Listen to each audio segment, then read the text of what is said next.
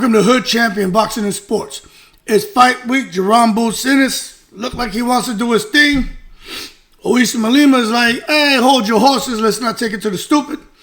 And Crawford is sitting back saying, fight me? I dare you. I dare you to call me out. Don't even play with my name. Omaha, Nebraska. I'll put the bings on you. Y'all know what's going on here, don't you? This could be Jaron boots Ennis. Eddie Hearn got Jaron fighting this guy, Uisma Lima. This could be one of those tune-up fights, knock the ring rust off fights, stay busy fights like what Terence Crawford took when he fought Avanesyan. And you know who Crawford fought after Avanesyan, right? He fought Errol No-Quit Spence. So this could be a case of Jaron Ennis fighting Lima, even though I think Lima is going to fight much harder than Avanesyan did. And for Jaron to try to go into the biggest fight of his career and scrap with Terence Crawford. Now, we know Terence Crawford ain't looking at Jaron boots Ennis, but I'm just saying this could be that fight to make a statement for Jaron to stay busy and to get on that microphone and say, Crawford, you no gooder, you tail wagger, you yellow belly. Get your scary ass over here and fight me. The boogeyman is here at 154. Matter of fact, I'll come to 160. For real, for real, for real, for real. You know how that Boots be talking. For real, for real, for real, for real. No blue hat, no blue hat. That's how the young boys say. Talking that bullshit. But just, all right. Let's just understand the truth behind this stay busy fight with Uisma Lima, man. For Jaron boots Ennis, because if you're really paying attention, that's the thing with some of y'all McNicholases, man. Y'all can't critically think and analyze and see this shit I see through the Hood Champion crystal ball. This fight against Uisma Lima might be more than just a tune-up. Put on my fan right there. It may be more than just a tune-up. It might be the prelude to the biggest showdown boxing can make. And 147, 154, maybe 160. This may be the showdown that everybody wants. Jaron boots Ennis and Terence Crawford. This is where this could be hidden.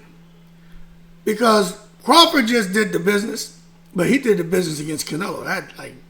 That's a whole, he in a whole nother lane by himself. But if Jaron can do a business, well, now you got the Crawford-Jaron boots Ennis fight, you know, that whole momentum snowballing. And it's going to get bigger and bigger. And then, boom, we may have the main event. A ninja versus a ninja. And no, I don't mean that like the young boys talking all that N-word. No, a ninja. Y'all know martial art, kung fu and shit. They say only a ninja can kill a ninja, right? I said ninja, right? Not the N-word, ninja. And this could be what they say Boots is basically a younger, fresher Terence Crawford. I didn't say that. That's what the McNicholas say. And if that's the case, well, Crawford is definitely that ninja. And only a ninja can kill a ninja, so why not put them two in the ring? But I'm going to tell you what the wild part is. Excuse me. As Crawford fought, like I said, he fought his version of Lima when he faced Avanesyan, okay? Now, with Avanesyan, durable, pressure-loving type fighter. Unbreakable dude who was just tough enough to make Crawford do some work. He touched up Crawford a little more than what we expected, but then Crawford, you know, destabilized him. But what I'm getting at is, Avanesyan wasn't dangerous enough to derail the mission, but he was enough to make Crawford say, okay, I can't play with this guy. Because it looked to be a glorified sparring session where Avanesyan landed a little bit more than what he should have, and then Crawford got him up out of there. With Lima, it could be the same thing. Durable, got a chin of granite, pressure-loving type fighter who's tough enough to make Boots Ennis elevate his game. I think he's tougher than Avanesyan. But he may not be dangerous enough to derail the Jaron boots Ennis mission. Okay, so That, what I'm giving you, is how I see it. So let's break this down properly, because this could be the next chapter of a master chess move being played on both sides. Y'all know Eddie Hearn is out here, man, trying to make the... Eddie Hearn not going to be out here trying to waste no money. He going to do his best, but he get boots in there with Crawford or some big name next, where Turki Alalshikh puts up the money. But we know Boots needs a statement fight, but he needs a smart one, okay? Let's just start with this. Boots Ennis needs to remind the boxing world of who he is. I've been saying that. I even said, Boots is an embarrassment to Philly with this bullshit-ass fight. Because, let me tell you, can this become a statement fight for Ennis? I don't know. We'll have that answer after he and Lima fight. But the bottom line is, right now, we're kind of on the fence about that. Boots has got the tools. He's got the talent. Seems to have a pedigree, but what he doesn't have is a signature moment, and that's his fault. It's not Eddie Hearn's fault. It's not any other promoter's fault. That's him and his team's fault. The man's been boxing almost 10 years. Okay? So anyone out here coming to Boots' defense over that, I tell you what, go jump in the river butt naked with man-eating crocodiles, swim across halfway, stop, splash the water, and let's see if you make it out to the other side. I hope the crocodiles get a hold of your ass and eat you for goddamn lunch. Because at this point, we can't make excuses for this guy. You know what I'm saying? You know it's a problem when boxing fans stop saying, yeah, Boots Ennis. It's a lot of potential right there. You know what I mean? And they start saying, oh, Boots Ennis? That dude is a problem. That dude's lazy. That dude putting duck sauce on the fried rice. He ain't fighting nobody. He's a mechanic. He's all about making tune-ups. That's all he is. He's a guy. He's out here doing tune-ups. He's a mechanic. He ain't no tactician. He ain't no technician. He ain't no cerebral master. He ain't that. Nah, he's a goddamn mechanic. He's the tune-up. He's all about the tune-ups. Now, when you talk about Uisma Lima, look, he's not a household name. He ain't flashy. He's not really loud. He's getting a little bit loud now because he's like, yo, this is my opportunity. Man left Angola to Portugal to UK to train, and now he in America. So he knows he's tough, but he knows being tough may not be enough because he ain't going to win no decision. He's got to come in there and knock Jaron Boots out. When I say out, I don't mean hit him and make him dance around and then recover and continue fighting. Oh, he just knock him out cold. Judges ain't going to give Lima no damn decision in Philly. You crazy. He got to do what Andy Ruiz did to Anthony Joshua. Knock Boots out cold. Matter of fact, he said knock your socks off. He needs to knock his boots, socks, and boots off. But Lima is the type of guy who shows up to test if you're as good as everyone says you are. And we're going to find out, you know what I'm saying? But for Boots, look, for me, Boots needs to be a bit concerned. But for Boots, like, yo, this is perfect. This is ideal because he doesn't need a star name. Hold on a second. Make sure I send something. Hold on. I'm still here. I got to send something to my wife. Real quick. Even I got to check this. Oh, today is... Okay. I got it. It's 5:30. All right. No, sorry. I had to check the schedule. I thought my wife had to be hanging around longer than what she needs to. But with Jaron Boots Ennis, look, man, he's got to do something. Because he likes people who like to come and fight. But Jaron Boots Ennis likes to fight. But this is the problem, man. When you watch Jaron Ennis, when he was fighting Lipinets and even the Avanesyan and the Chikadzian, those guys were touching him up, but Jaron likes to fight. Jaron has had, gym wars. He brags about it. He likes that. But I just think a guy like Uisma Lima is going to bring the greatest out of Jaron Ennis. So does he need a star name? I think that's what we prefer, but I don't know if he, as far as this weekend, it is what it is. He just needs a sturdy challenge. I think we've all gotten beyond the star name. He needs a sturdy challenge that lets him flex all his skills, right? But this is the problem with Jaron Ennis. We want to see him flex his skills, but take unnecessary damage. He likes to take damage.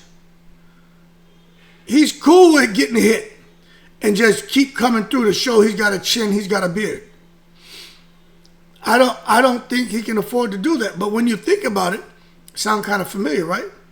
Jaron is getting in there with Uisma Lima and basically saying, hey, I'm willing to take a couple of shots to land mine because I know mine are hurt and I can damage them, I can stop them. That's the same blueprint Crawford used for Errol Spence. That Avanesyan blueprint, you know what I mean? You go back and you look at Crawford, what he did with Avanesyan. He fought him not because he needed the name. He fought him because he needed activity and rhythm before the biggest fight of his life. Could be the direction that Jaron is trying to go.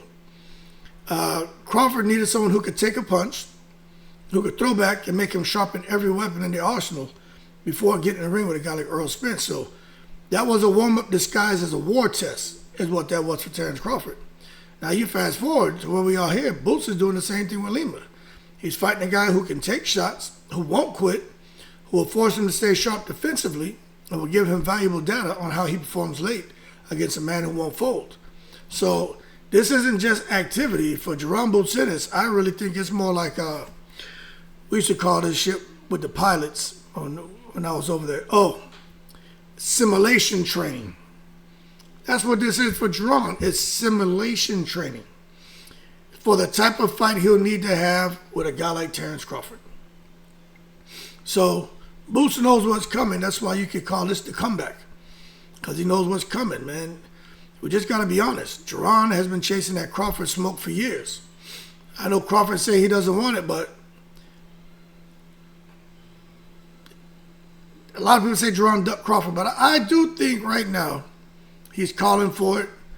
I think he's been a bit respectful, kind of patient, indirect with the call-up, but I think he needs to get on that microphone and be very disrespectful, show some anxiousness, and be very direct towards Terence Crawford, man. But boxing doesn't always reward patience, you know. It rewards pressure. So Jaron Ennis needs to pressure Terence Crawford into the fight. And at this point, if Boots really wants that Crawford fight, he might have to turn to respect in the rivalry. I think he needs to turn into disrespect, you know what I'm saying? And get the boxing world buzzing, and get Crawford buzzing where Crawford says, all right, fight me at 160. Boots, he'll do it. I know he'll do it. Now, should Boots start disrespecting Crawford to get the fight? You just got to be real, you know. Crawford will hear him, but maybe Crawford pulls a Canelo and says, yo, you're trying to force it.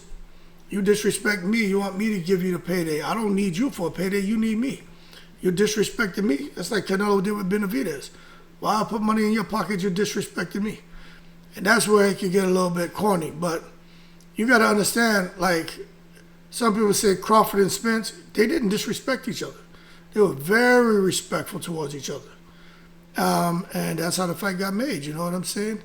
The fans demanded it, and the two of them, they kind of liked each other. So if Boots want to be next in line, he has to create some noise, but maybe he got to be careful about the type of noise he's creating. He doesn't have to talk crazy. I think he should, but it ain't necessary. But you got to push buttons. You got to push Crawford's buttons. Crawford is a prideful guy, man. You start poking his ego and verbally jabbing Terence Crawford, Crawford will stop smiling and he will start listening. He'll be like, what? Fight me? All right, I dare you.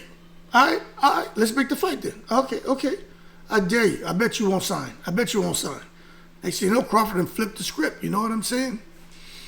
But once Crawford gets emotionally invested, that's when the fight becomes inevitable. You know what I'm saying?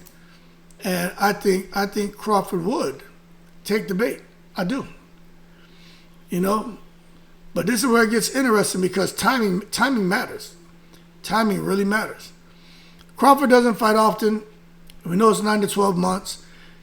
I think he's fighting Adamus. All indications are leading towards Crawford fighting Adamus for the WBC strap sometime next year in probably the second quarter.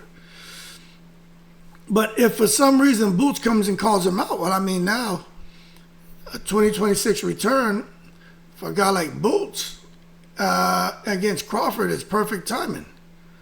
it works. So Boots gets a durable opponent that keeps him sharp, keeps him visible, sets him up for the next big call-out, which is Crawford. And, the key though for a guy like Jaron is how he looks. Now, if Ennis dominates Lima, not just win, but dominates him with ring IQ, composure, finishing ability, that's going to send a message. Because let's face it, the boxing world runs on momentum. You've got to have your momentum. And right now, Crawford's momentum is being challenged by age, inactivity, and legacy management. Boost momentum is just raw youth, raw hunger, prime athletic years. So if Boost can capitalize on this guy Lima and then immediately and loudly call out Terence Crawford with conviction, he can flip the pressure, man. Suddenly the conversation isn't, is Boots ready? Is it going to be another tune-up? Is he going to stay a mechanic forever?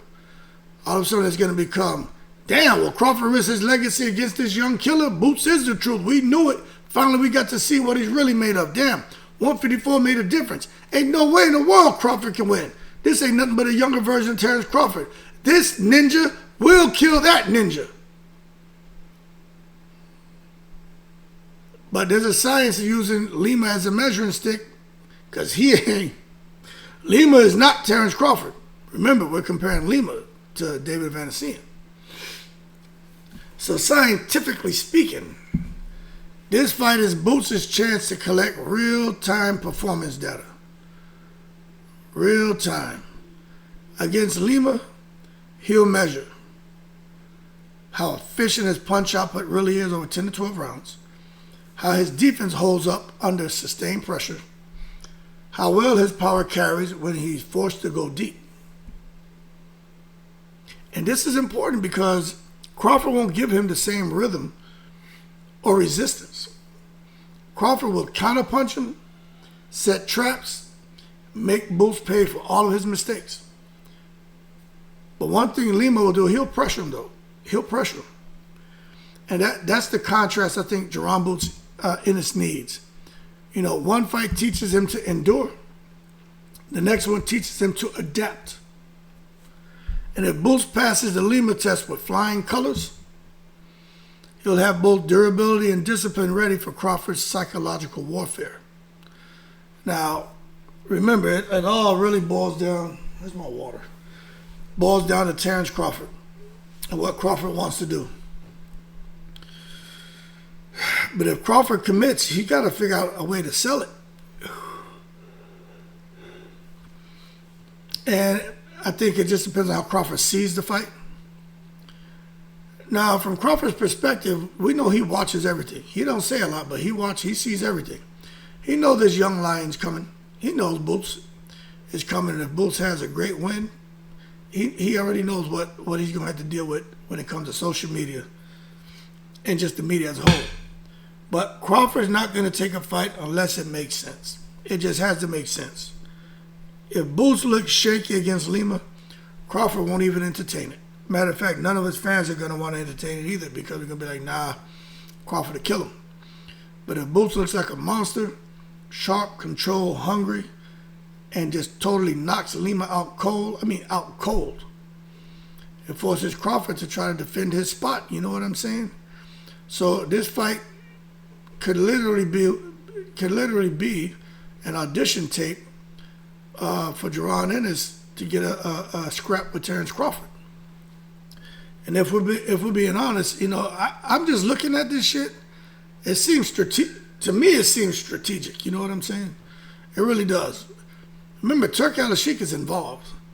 He didn't put money up for this fight, but he's involved, meaning he wants to take Jaron Ennis and put him in a dramatic fight where it's a true 50-50.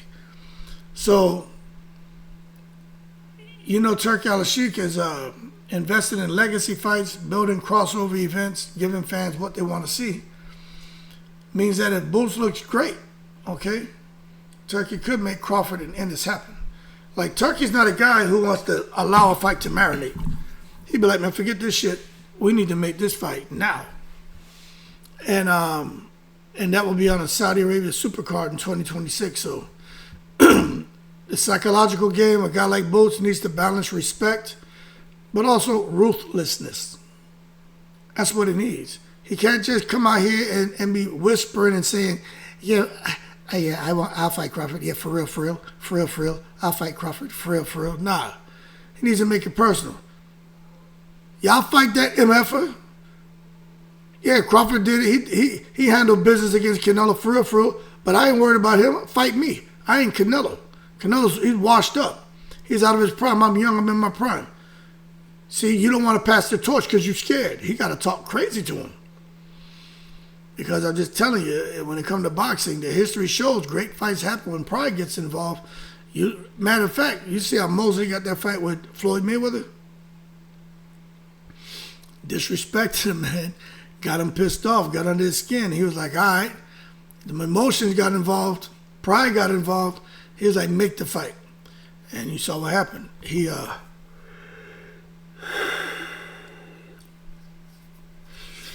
in that fight with Mosley. Almost got clipped. Matter of fact, he did get clipped. He got clipped twice. But he came back and got the win.